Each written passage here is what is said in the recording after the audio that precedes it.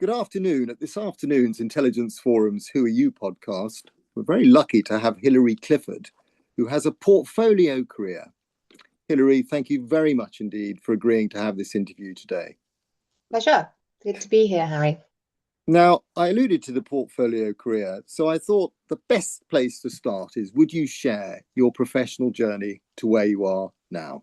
Of course, yes, of course. So, in terms of my professional journey, I suppose I always worked really within the business development arena. So, working with some universities and other organizations, private organizations, and also third sector organizations, developing new business, working in an international context as well. I've done quite a lot of work overseas and setting up greenfield sites.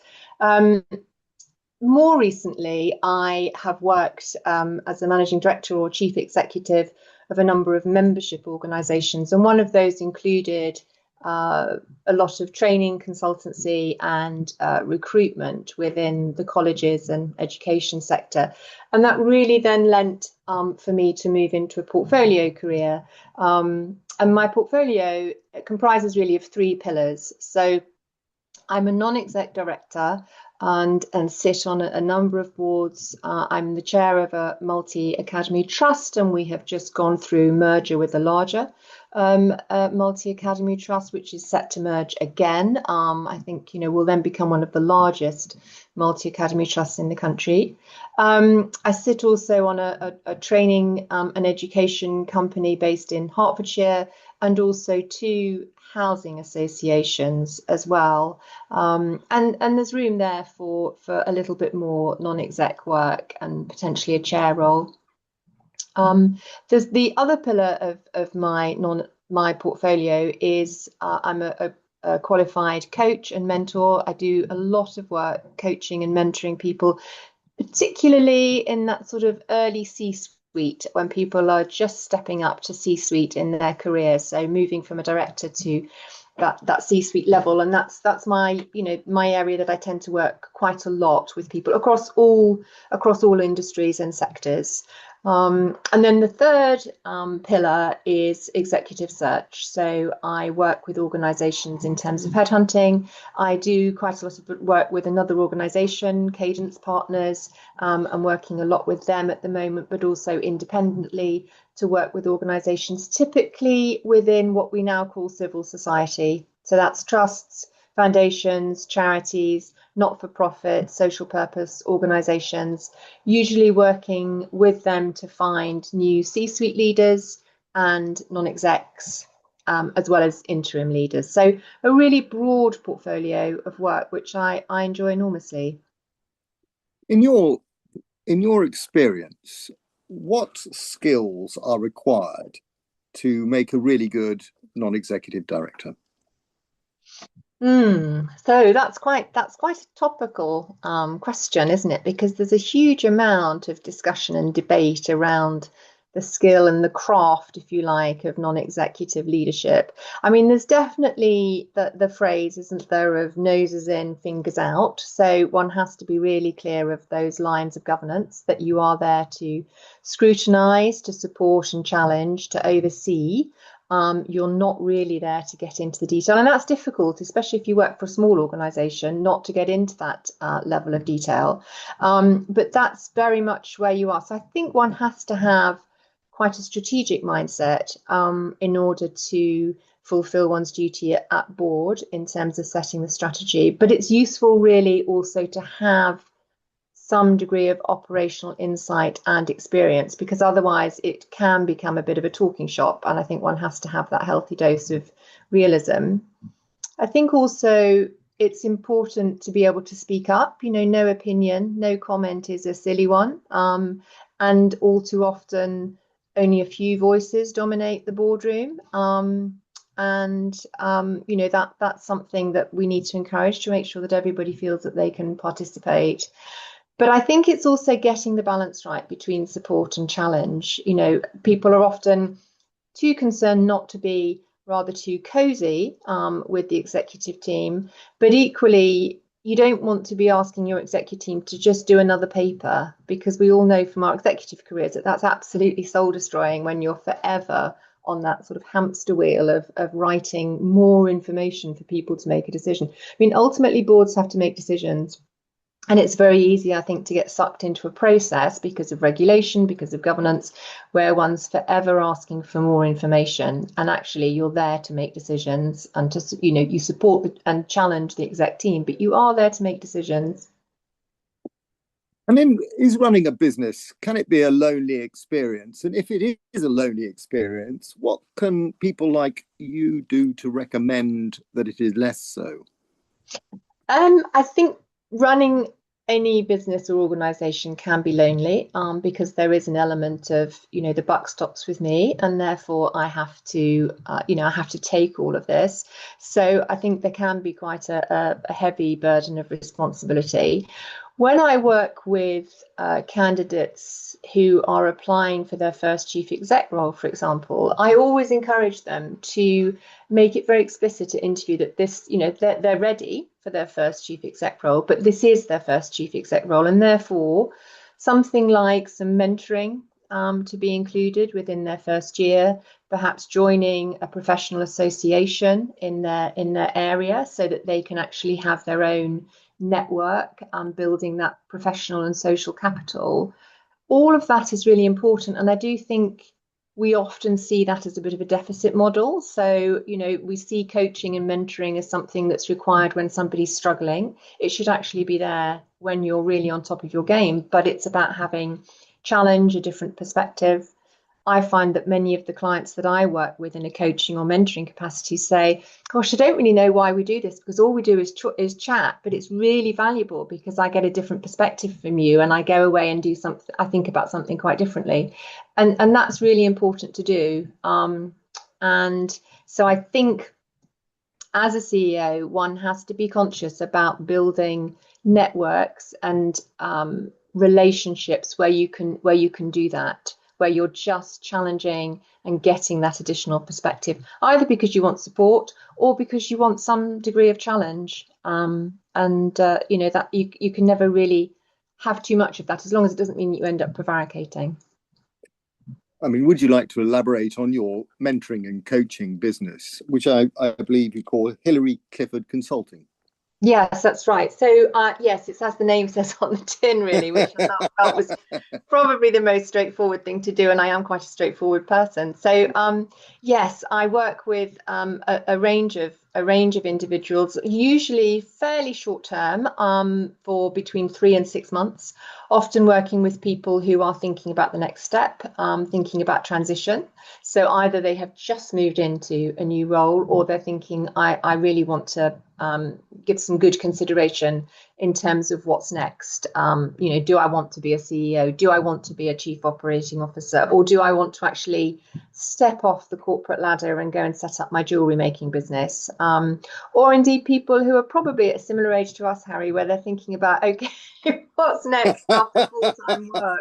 And there's a lot around that in terms of that sort of, I don't know, what is it, the fourth stage of our lives in terms of making some meaning out of that. So I tend to work, as I said, with people who are in transition. And I find when I've worked with organizations as a consultant, it's usually when an organization is in a state of transition. And I think that's where I add the most value and I get the most enjoyment. Well, I mean, how important, again, very topical, is diversity in a board and in a business? It's extremely important, but unfortunately, we have ended up, I think, obsessing a lot of the time about the process, and almost ticking the boxes. So we're looking at what is visible diversity as opposed to real diversity of thinking. And so one can actually end up with a boardroom or a senior team that maybe looks very different, but everybody thinks in the same way. And whilst one has to work with, an organization has to work with common purpose, it's actually much better to be able to have a high trust model where you can disagree, you can agree to debate, you can agree to disagree, but you actually come together in terms of the decision that's made. So I think diversity is absolutely important for any leadership team or at board level. but we have to be really quite challenging to ourselves in terms of what does that diversity look like, and what does that really mean? So if in fact we have people who have all had a similar life experience, all have similar views about society, the economy, the political environment, but they just happen to look different and speak with different voices, that isn't necessarily diversity. And to continue this theme of being topical, I guess, are women provided with equal opportunities in your view in business? And if not, what needs to be done? Yes, it's interesting, isn't it? So I mean, I was at university in the mid 80s, and I find it quite astonishing that we can still be talking about diverse candidates. And when you ask what that means, it means a woman. And you think, goodness me, have we made any progress at all? Um, in in terms of equal opportunities, I think a huge amount has been done, from a very sort of technical perspective of when I had my children, it was 3 months maternity leave, and now you can have a year.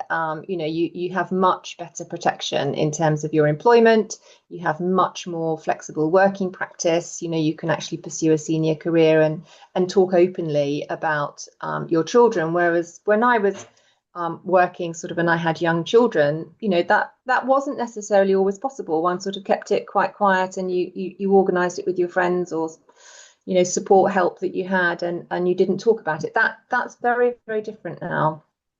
Very, very different. So I think the opportunities are there, for sure, and it is broadly equal, but men and women are different, and in the same way that in terms of health, men and women are different. We know, don't we, that many health trials and medical trials and medicines are actually tested on men, or they're made for men rather than for women. I think the working environment or the organizational culture is still perhaps made for that, and many organizations know that they lose women at a certain point in their career, because actually a lot of women will decide that they want to have a range of things in their life, whether it's work plus children plus other interests. And that sort of narrow linear career progression doesn't necessarily work for a lot of women. Personally, I think that's where the distinction is. But in terms of structure, systemically, legally, we are much closer to equality of opportunity, if not there, really. We've still got the gender pay gap to some degree, which is important. And I think women, probably myself included, we find it maybe more difficult to talk about our value and what we're worth and arguing for a pay rise, perhaps more so than men. I think that's still there. And the last question is, are there things you'd like to achieve going forward? You've achieved a lot so far. I mean, that's not me being judge and jury, it's just fact. And what's on the bucket list professionally? Oh, okay. So, in terms of what I'd like to achieve, I would like to continue with my non-exec work. I think very definitely to pick up another chair role within an organisation. I very much have enjoyed that. I'm just about to step down from the multi-academy trust that I talked about, and really to work within on boards and within environments that maybe are slightly more unfamiliar to me, to give me that challenge. Definitely to keep building on my coaching and mentoring and to keep that breadth of client work. That's very interesting, and I think there's more to do, particularly as people move towards the end of or what comes after full-time employment. I think that's a very interesting space to be in, something that I'm exploring. And really to keep sort of doing interesting work, as well as finding balance in terms of other things, being able to, go away.